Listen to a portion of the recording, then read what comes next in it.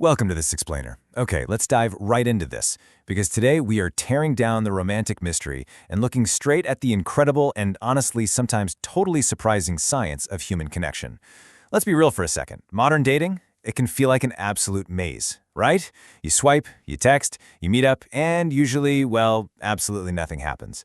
But today we're going to decode the architecture of attraction to figure out exactly why, seemingly out of nowhere, we actually fall in love. It's a scenario almost all of us have lived through. I mean, have you ever wondered why you can meet hundreds, maybe thousands of people over the years and feel absolutely nothing? Just total overwhelming indifference? You could be sitting across from someone perfectly nice, completely great on paper, and your brain is just metaphorically snoring.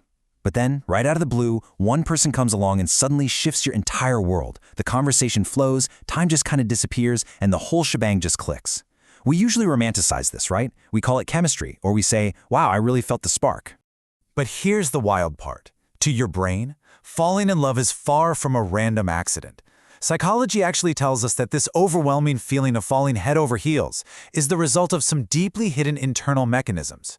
Way beneath the surface, completely below your conscious awareness, your mind is constantly running these complex mental patterns, looking for three main things: safety, reward, and a sense of identity. Let's peel back the layers and see how this fascinating machinery actually works. Section 1. The Myth of the Spark. Let's move to Section 2 and see how this builds familiarity and the reward brain. So to really get attraction, we've got to look at the internal reward system your brain is relying on when you're out there meeting new people. And this brings us to a really foundational psychological concept called the mere exposure effect. Basically, this is our psychological tendency to prefer things simply because they are familiar to us. Think about it. Why do you literally always go back to the exact same coffee shop and order the exact same drink, even when a cool new place opens up right across the street? It's because we're biologically wired to fall for the familiar. The human brain naturally prefers what feels predictable, because out in the wild, predictability equals safety. So psychologically speaking, you are way more likely to fall for someone who fits into your existing worldview, or maybe just reminds you of familiar routines. Your brain instantly flags that familiarity as essential psychological security. Now, what's really interesting about this is a brilliant quote that sums it up perfectly. Love is an addiction to anticipation. Just think about how deeply true that actually feels. When you meet someone new and they start showing you some attention, for a lot of people, the anticipation of a deep connection actually feels even more exciting than the reality itself. It creates this incredibly powerful, almost intoxicating psychological loop. Just contrast the reality of an early interaction with the anticipated future. You're sitting at a tiny table, sipping a mildly lukewarm latte, having a perfectly fine, kind of textbook conversation. That's the reality. But then, on the flip side, there's the anticipated future. While you're sitting there listening to them talk about their morning commute, your brain is quietly busy directing a full cinematic montage of the two of you, taking road trips, adopting a golden retriever, growing old together, and when that happens, your brain starts dumping massive amounts of dopamine. But here is the trick. That dopamine isn't just coming from the reality of the coffee date. It's primarily triggered by your brain simply imagining the possibility of a future together. And that massive rush of dopamine, that is exactly where early obsession comes from.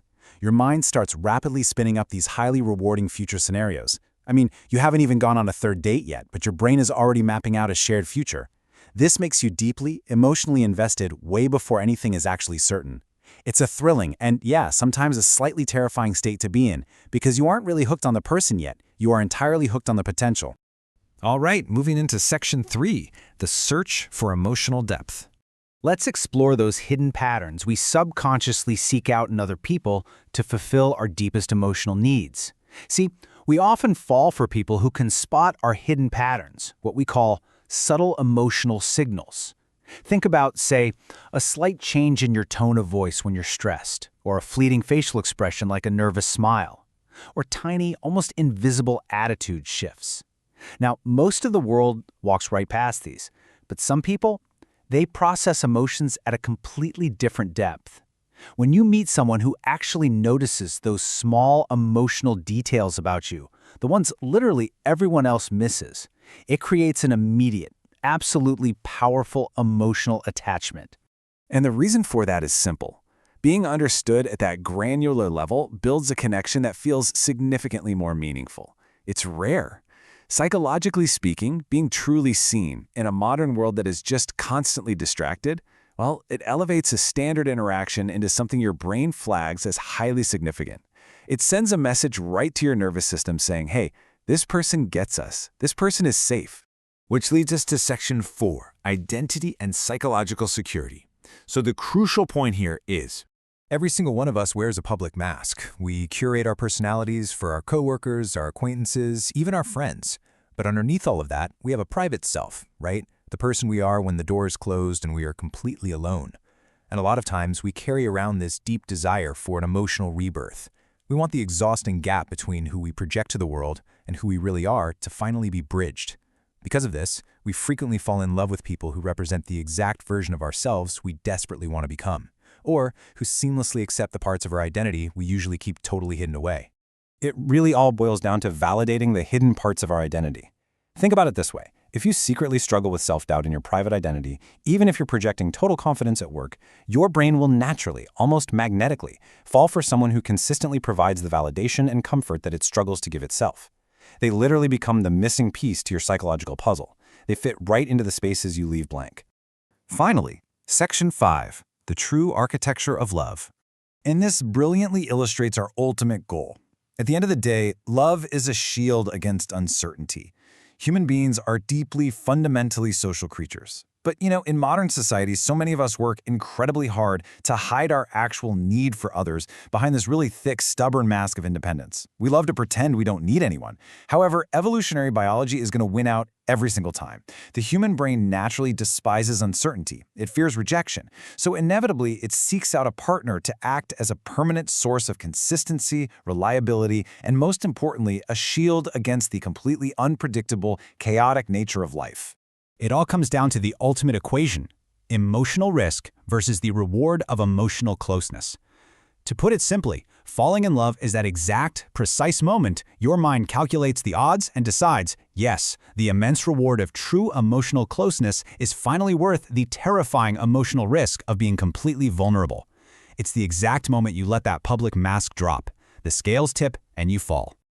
So, to wrap up everything we've explored today, love isn't just about randomly bumping into the one in a crowded coffee shop and locking eyes over spilled lattes. Not at all.